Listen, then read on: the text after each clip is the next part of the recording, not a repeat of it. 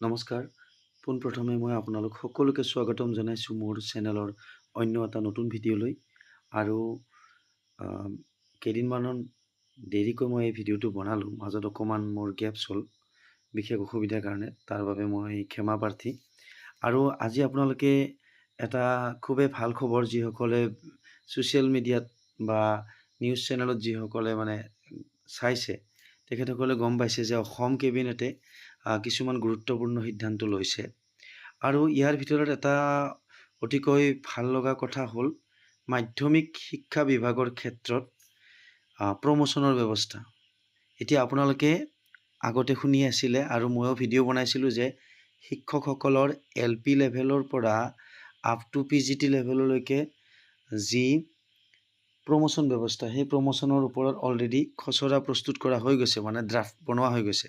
কিন্তু আজিৰ এই প্ৰমোশ্যনটোৰ কথা হৈছে শিক্ষকসকলৰ ক্ষেত্ৰত নহয়, চতুৰ্থ বৰ্গৰ যিসকল কৰ্মৰত কৰ্মচাৰী আছে বিভিন্ন ছেকেণ্ডাৰী স্কুলত, তেখেতসকলক যোগ্যতাৰ ভিত্তিত তেখেতসকলক পদোন্নতি বা প্ৰমোশ্যন দিয়াৰ ব্যৱস্থাত কেবিনেটে অনুমোদন জনাইছে।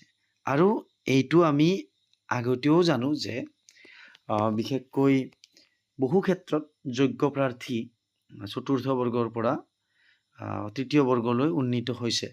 কিন্তু ইয়াতে দিছে যে অলপমান স্মুথ হ'ব, যিটো সুসংগঠিতভাৱে নিয়ন্ত্ৰণ কৰাৰ উদ্দেশ্যে কেবিনেটে অসম মাধ্যমিক শিক্ষা প্ৰাধিকৰণ বিদ্যালয় সেৱা সংশোধনী বিধি 2026 সংশোধনৰ অনুমোদন জনাইছে।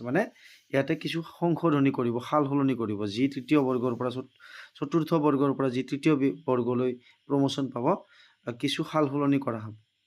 কিন্তু ইয়াতে চাব আপোনালোকে, ইয়াতে এটা মিসকনচেপ্ট এটা থাকে। মই সেইকাৰণে ভিডিঅ'টো বনাইছোঁ। মই এই ভিডিঅ'টো আলোচনাৰ কাৰণে বনাইছোঁ, ডিছকাশ্যন ভিডিঅ'।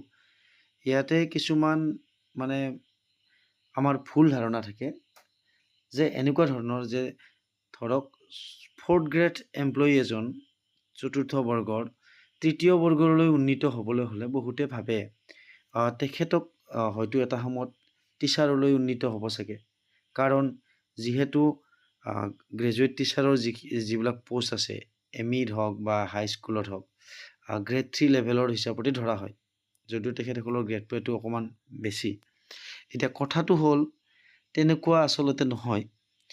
ইয়াতে যি পদোন্নতিৰ কথা কৈছে, আপোনাক চতুৰ্থ বৰ্গৰ পৰা যদি তৃতীয় বৰ্গলৈ দিয়ে, তেতিয়াহ'লে তৃতীয় বৰ্গৰ সেই পদকেইটা আপোনালোকৰ শিক্ষক পদলৈ নিদিয়ে আপোনালোকক। কাৰণ শিক্ষক হ'ব লাগিলে আপোনালোকৰ টেট কোৱালিফাইড হ'ব লাগিব চতুৰ্থ বৰ্গৰ কৰ্মচাৰীসকল। লগতে আৰু আপোনালোকৰ থাকিব লাগিব BEd বা ME হ'লে আপোনালোকৰ থাকিব লাগিব DLEd। BEd হ'লেও হয়, কিন্তু ইয়াতে যিহেতু মাধ্যমিক বুলি কৈছে, মাধ্যমিকৰ ক্ষেত্ৰত আপোনালোকৰ BEd থাকিবই লাগিব। আৰু BEd থাকিলেও হয়তো আপোনালোকে তেনেদৰে ইয়াতে নাপাব। গতিকে এই তৃতীয় বৰ্গৰ যি পদলৈ উন্নীত হ'ব, সেইকেইটা হৈছে আপোনালোকৰ জুনিয়ৰ এছিষ্টেণ্ট, LDৰ পোষ্ট, আমি কেৰাণী বুলি কওঁ। সেই জুনিয়ৰ এছিষ্টেণ্টৰ পদলৈ তেখেতসকলে পদোন্নতি পাব, চতুৰ্থ বৰ্গৰ কৰ্মচাৰীসকলে।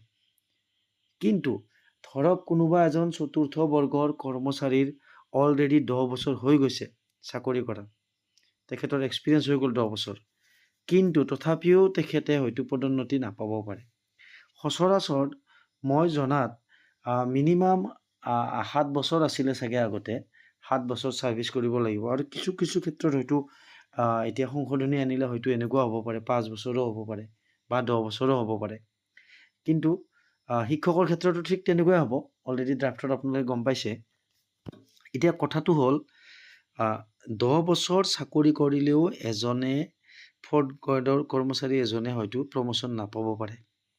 কিন্তু যদি মিনিমাম দিয়ে, ধৰক তেখেততকৈ অকণমান জুনিয়ৰ 3 বছৰ, তেখেতৰ 7 বছৰ হৈ গৈছে, কিন্তু তেখেতে হয়তো পদোন্নতি পাই তৃতীয় বৰ্গলৈ উন্নীত হ'ব পাৰে। ইয়াতে কাৰণটো এটাই কাৰণ, এক্সপিৰিয়েঞ্চৰ ওপৰত অকল ডিপেণ্ড নকৰে, তেখেতৰ কোৱালিফিকেশ্যনৰ ওপৰতো ডিপেণ্ড কৰিব। কাৰণ 10 বছৰ কাম কৰাজন যদি অকল হায়াৰ ছেকেণ্ডাৰী HS পাছ হয়, তেতিয়া তেখেতে তৃতীয় বৰ্গলৈ উন্নীত হোৱাৰ আশাটো নাথাকে।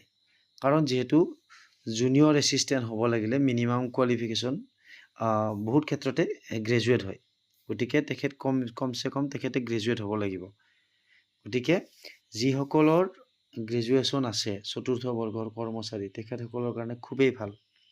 কিন্তু ইয়াতে আৰু এটা কথা আছে, 4th গ্ৰেডত বহুতো কেণ্ডিডেটে এপ্লাই কৰে কিন্তু আণ্ডাৰ গ্ৰেজুৱেট, আৰু তাৰ মাজত বহুতৰে গ্ৰেজুৱেশ্যনো থাকে। কিন্তু ইয়াতে কথাটো হ'ল, যিহেতু অসম কেবিনেটে আজি সুকীয়াকৈ মানে ইয়াতে এটা কেটেগৰী ৱাইজত এই কথাটো লিখিছে আৰু অনুমোদন জনাইছে আৰু সংশোধনী বিল আনিব।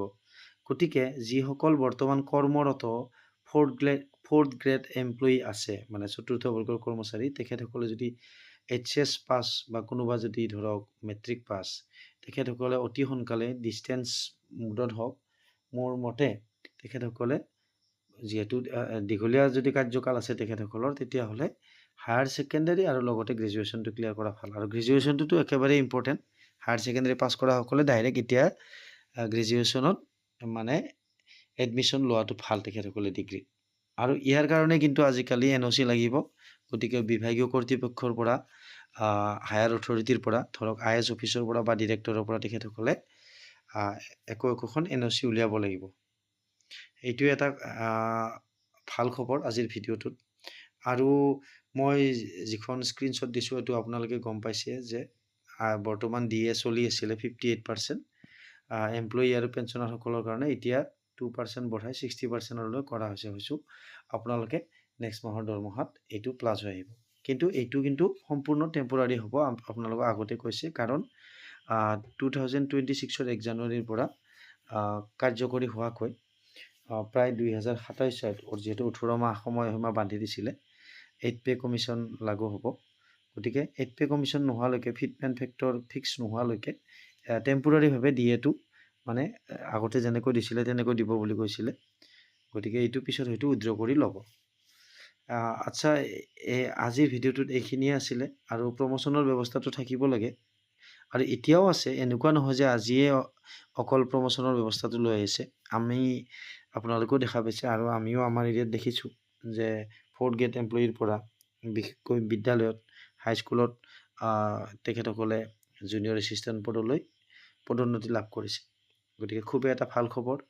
আৰু একেবাৰে টিচাৰৰ যিটো হয় সেইটো ক্লিয়াৰ কাট হওক, কাৰণ প্ৰমোশ্যন ব্যৱস্থা বাকীবিলাক ডিপাৰ্টমেণ্টত যিহেতু আছে, শিক্ষকৰ ক্ষেত্ৰতো থাকিব লাগে। হেডমাষ্টাৰ, ভাইচ প্ৰিন্সিপাল, প্ৰিন্সিপাল এইকেইটাতো আছে। কিন্তু ধৰক LPত টিচাৰ এজন যদি কোৱালিফাইড হয়, তেখেতে এটা ষ্টেপ ক্ৰমান্বয়ে ME বা হাইস্কুল বা হায়াৰ ছেকেণ্ডেৰী এনেকৈ যোৱাৰ এটা ব্যৱস্থা ৰাখিলে ভাল। আৰু আজিৰ ভিডিঅ'টোত এইখিনিয়ে আছিলে। জাষ্ট ডিছকাশ্যনৰ কাৰণে ভিডিঅ'টো বনাইছোঁ। আশা কৰোঁ আপোনালোকৰ বহুমূলীয়া মতামত কমেণ্ট ছেকশ্যনত পাম। আৰু যদি কিবা এক্সপ্লেনেশ্যন কৰাত ভুল ভ্ৰান্তি হৈছে মোক ক্ষমা কৰি দিব। ধন্যবাদ।